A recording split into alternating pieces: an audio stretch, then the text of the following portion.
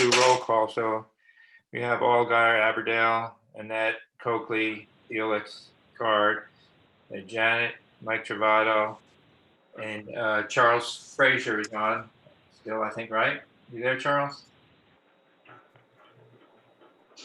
Okay. Kurt. Okay, welcome. Kurt is also there. Yeah, we have Kurt. So let's take a look at approval of the minutes of meeting from October the 19th. People should have copies of those. They were sent out on the 26th. Just take a minute and then let me know if you have any comments, and/or we can entertain a motion to accept.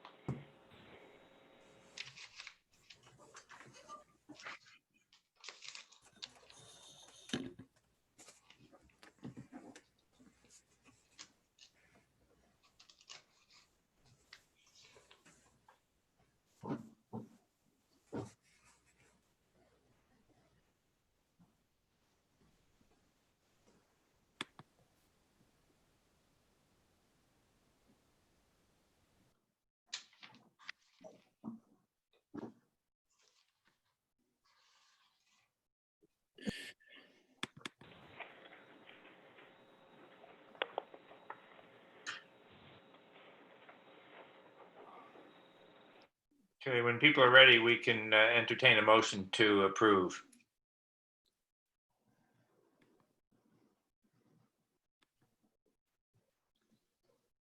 I make a motion that we approve the minutes as written.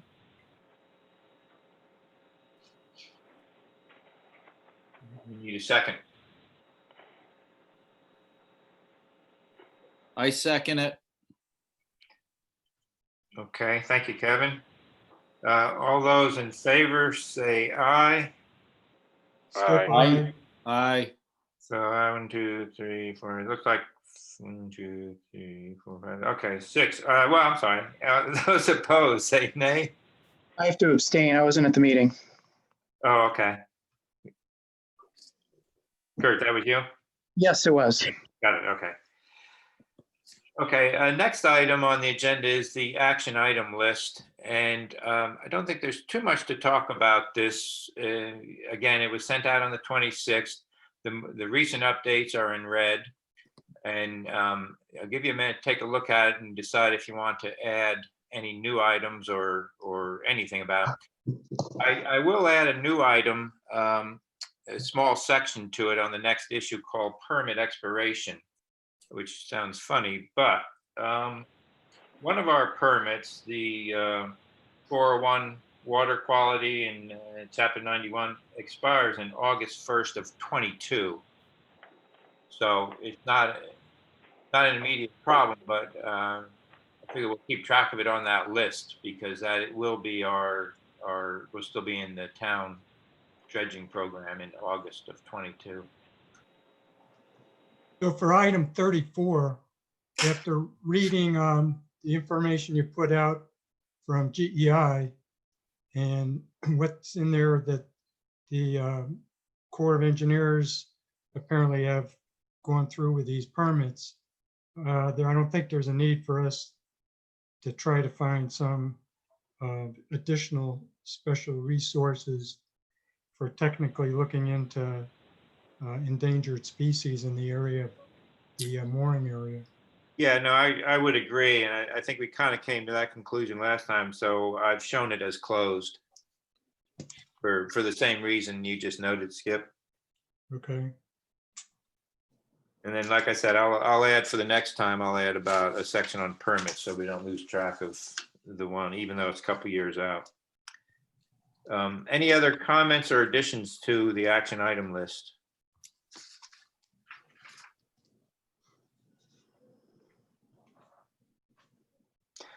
Okay, let's move on to the Army Corps permit and National Marine Fisheries. And Joe, if you could give us an update on this, please.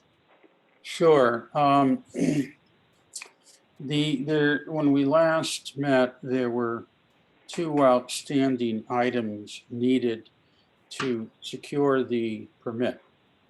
One of them was the approval by the Wellfleet Conservation Commission of the engineers and Army Corps' notice of intent. I attended that hearing and it went through. Everybody but two people voted for it. The two people abstained. I don't know why, but it went through. So that has been approved. The final piece is the Army Corps' 408 review. Chris and I had a conference call with the engineers this morning. Army Corps is still working on that, and the engineers are going to push them on that and are hopeful that it will be forwarded soon. So at that point, we'd be in a position to go ahead. However, the process is not going to be slowed down or stopped to do the piggyback dredging because we do not have that permit in hand. Given how close we are to securing it, the process is going forward and the advertising is going to go out soon and with the bids submitted. So in a couple of weeks, that process will have run its course. And by then we should have the permit in hand.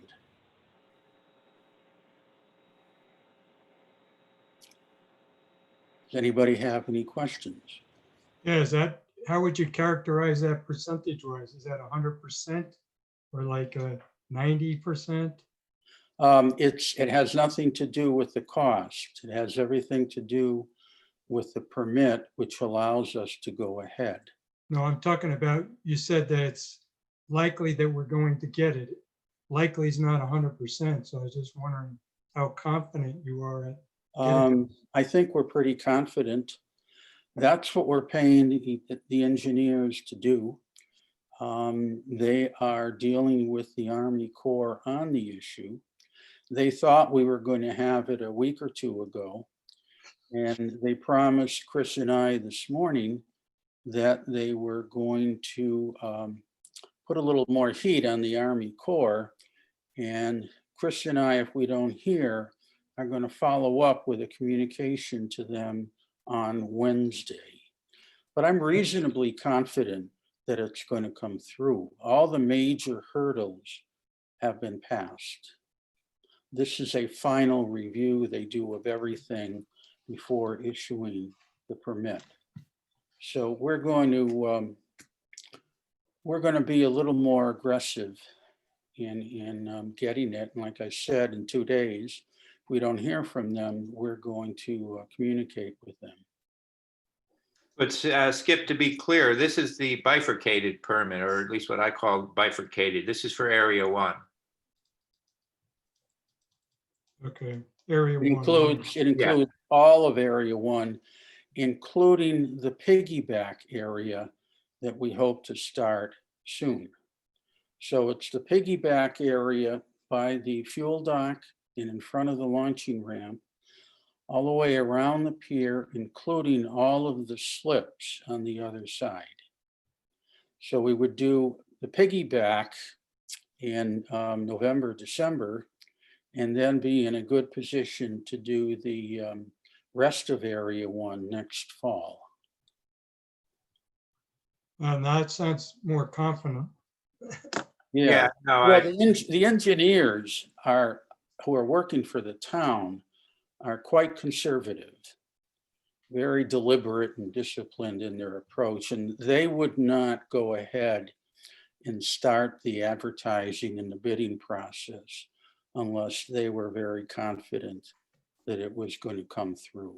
So That's a good backup point. Yeah, I put a good deal of weight on that judgment. Okay, that's a good segue into what is the status of the piggyback dredging, which is the next agenda item. So the critical event on this is completion of the RFP documents, excuse me, which GEI is putting together. They sent out 2 helpings of documents today, which I forwarded to everyone this morning. We need to take a look at them and do a quick turnaround. So the documents are the tech specs, 56 pages, and then the second set is the drawings. And again, all of this is about the piggyback dredging, at least the drawings are. The tech specs, we will reuse them in the future for the additional larger scope, but nonetheless, we need to review them. I've taken a look at them. I think they're very comprehensive, very, very comprehensive. I have about 5 little comments, which I'll send back to them. And I can also send them around to this group after this meeting, just so you can see what kind of comments there are. But again, they're quite minor in nature. I think GEI did a good job putting the documents together. We were expecting today the 3rd set of documents. And Mike Travato, this is one that would be probably in need of review by town council. So they told us this morning we'd get them today, but I haven't seen them come in yet. As soon as we do, and we asked them to copy you directly on it, Mike. Yep. Okay. So as soon as those come in, just a quick review for the legalese. I also read the technical specs. I had 7 comments, which I'll send to you, Chris. Okay, good. I thought there was quite a bit of the established in terms of when you put out an RFP boilerplate in there. So that takes up a lot of what they put into it. Yeah, And can you send me your comments this evening after the call, because then I can consolidate those and get them back to GEI later Yep. tonight. Will do. Yeah, if you'd copy me on them as well, Skip. Yeah. Why don't you copy all of us?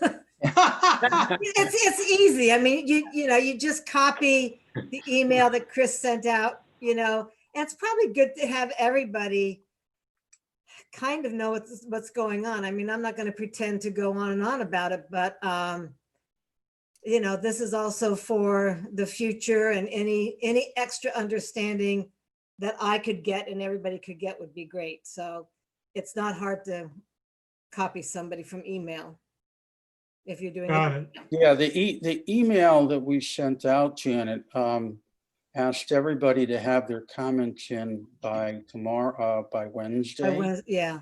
So, our thought was get Skip's and anybody else's and then combine them Okay. and send them out to everybody. You're right. Yeah. I forgot about that. Yeah. Yeah, I have a bunch of comments too. I'll forward those. The main thing was just kind of a couple of questions, because given the timing that we have as far as getting a bid back and, getting the contractor actually working on the project, I highlighted areas in the tech spec where, it seemed to me, I mean, obviously a lot of this Cashman already has in place. And to the extent that this tech spec mirrors what the Army Corps is using, I think we're fine. I don't think it's a big deal. But there were a couple of areas there where there's specific things asked of the contractor, which I don't know if they would have the time to be able to complete, and then be able to do the work. Are you talking, Kurt, about requirements or the timeline where it says like 7 days after notice to proceed? That clock doesn't quite work for, because we are. But yeah, go ahead and. Yeah, I'll send them along. I mean, generally it's some of those things, but then also there's things like, preparing, an assessment, beyond what GEI might have provided in terms of a work plan. Prepare a critical path method, for example. Yeah, that was one of my comments. Piggyback doesn't need a CPM schedule. Yeah, I mean, there are a variety of things in there that, I could see, and they're all highlighted. I think I had about 5 or 6 of them. But if we actually, held the contractor to those requirements, I don't think they'd be able to complete those requirements and then also do the work before the end of the year. Yeah, no, it's standard boilerplate for the next phase, and so you're right. The flip side of that is, the flip side of it is neither would any other contractor, which, leaves Cashman in sort of a leader position here. But we also want to get a bid from Cashman. And my concern would be that they might look at this and go, shoot, I can't do this. Yeah, there's a difference between what's immediately on our plate with piggyback versus, say, next season, Right. So yeah, those are good comments, and we'll have to address them somehow. And it may be that we just simply modify this, given the time constraints of the contractor, Yeah, to allow for, either later submission or, I don't know how we actually do it in terms of the language, but that's just my general comment. The other stuff is highlighted that I think is the area which would give any contractor heartburn, given the time schedule. So I'll just shoot that along to you guys as well. okay. We do want them to provide a bid. And as I was reading this, I'm thinking, is Cashman even going to be capable of submitting a bid given the time frame? Yeah. Okay, anything else? Any more discussion on piggyback? And Chris, when we get the various comments in on Wednesday, I think, we should respond to the engineers on Thursday and send them out and not wait for our conference call on Monday. Yeah, I would plan to send them out on Wednesday. The cutoff is noon on Wednesday. Yeah. So maybe about noon 01, I send them to GEI. I have a question on the dredge limits on the map. Yes. We're showing along one of the bulkheads that we're going to start dredging, basically at the pylons that hold the floats. Why would we start that far away from the bulkhead when all we're going to do is have that slump back in and end up doing maintenance dredging again? Where in other pitches, they go against the bulkhead. And the question I have is, the digging closest to the oldest bulkhead, which I think is probably adequate, but if we have a new bulkhead that's in better shape, don't you think you'd dig just as close to that? Because if you look at section A on the sheet, they're going right up against the bulkhead with the top of the 3-to-1 slope. Yeah, and the process of trying to pull up those drawings, I seem to have lost my Zoom. The C003, 5 of 5, 3 of 5, and 4 of 5 were the ones that brought most of the light to me.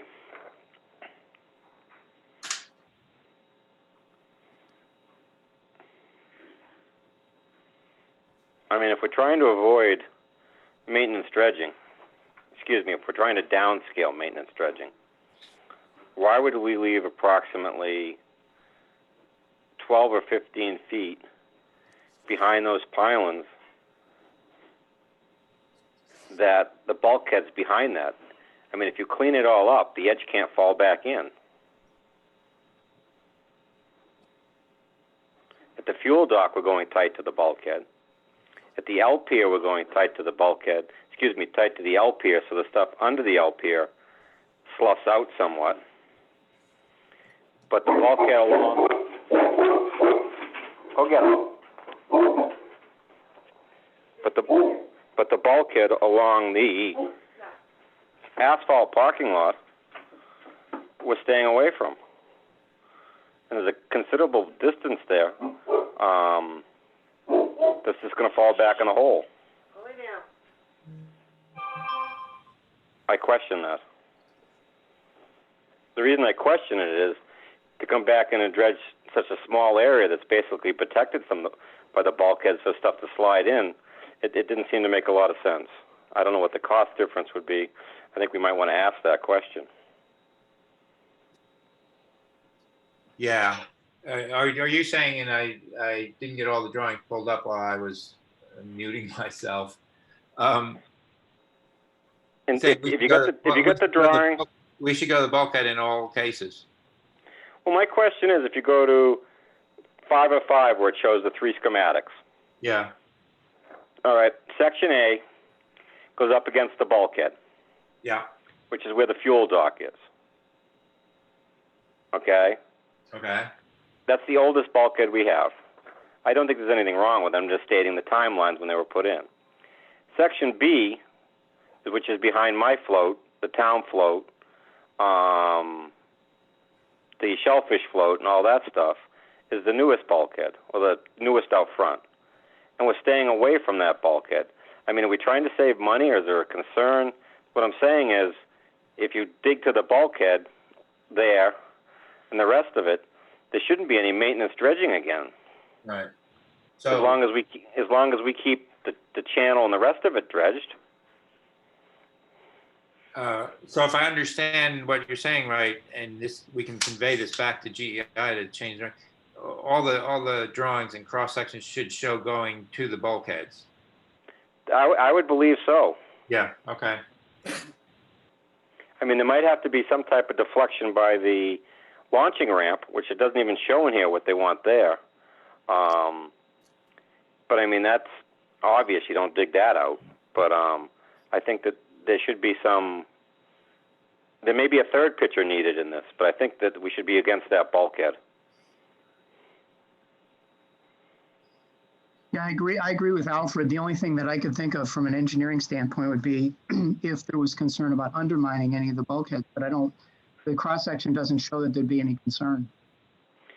Well, that's why I mentioned, Kurt, that bulkhead is the newest one.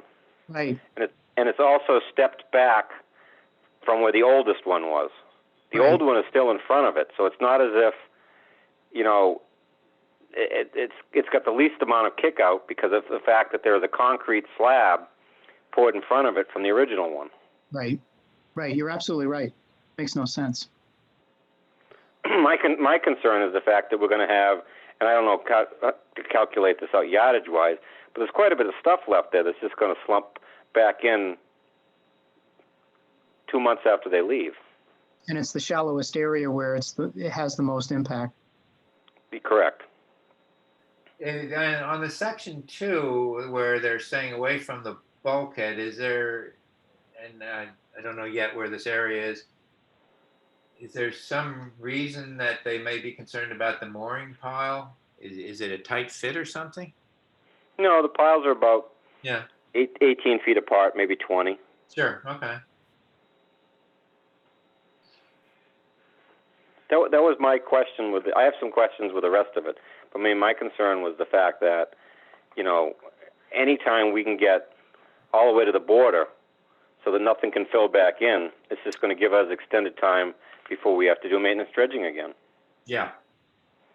Yeah, that's a good point.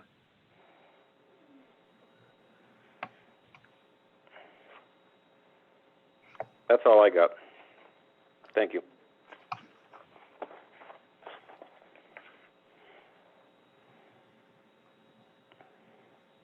Okay, so if people who have comments already would send them out tonight, I'll get them consolidated and then send them out within this group.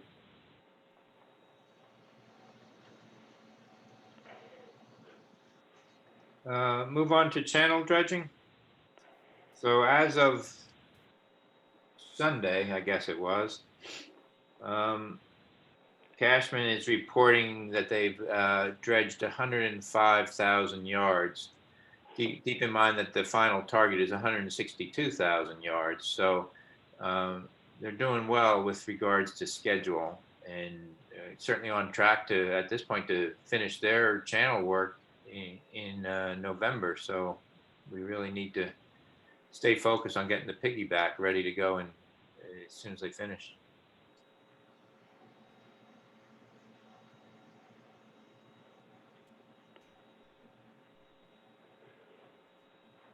Okay, anything else? Mike Torado, are you on, Mike? Yeah, Joe. Oh, just a comment, at the last dredging meeting, weeks ago and, with tonight's, we have not had anybody from the harbor master's office. And I think that's important, that they, send somebody. So perhaps you could address that. Yeah, well, I know at the last meeting, there was a little mix up between Will and myself, because both of us were off that at that time and not available. And each of us didn't realize the other one was not going to be in attendance. So we're tag teaming as much as possible here when Will can't attend. Will has actually got a conflict meeting right now as we're speaking. He was hoping to join into this meeting, but he had another meeting that came up with one of the select board members and just couldn't make this one on time. So, I will certainly keep Will apprised of what we discussed tonight. Okay, thank you.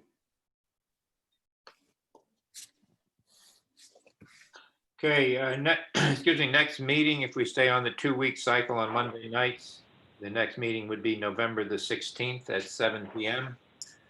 That good with everyone? Yeah, that works for me. Yeah, fine with me. Okay, Fine Found with me. me too. okay, and if there's nothing else, we can entertain a motion to adjourn. So moved. I'm sorry, who was that? Kurt. Kurt, okay. I'll second it. Alfred. All those in favor, say aye. Aye. Aye. Aye. Thank you, everybody, and thank you, Courtney. Yes, thank you, guys. Thank you, guys. Great job. Thank you.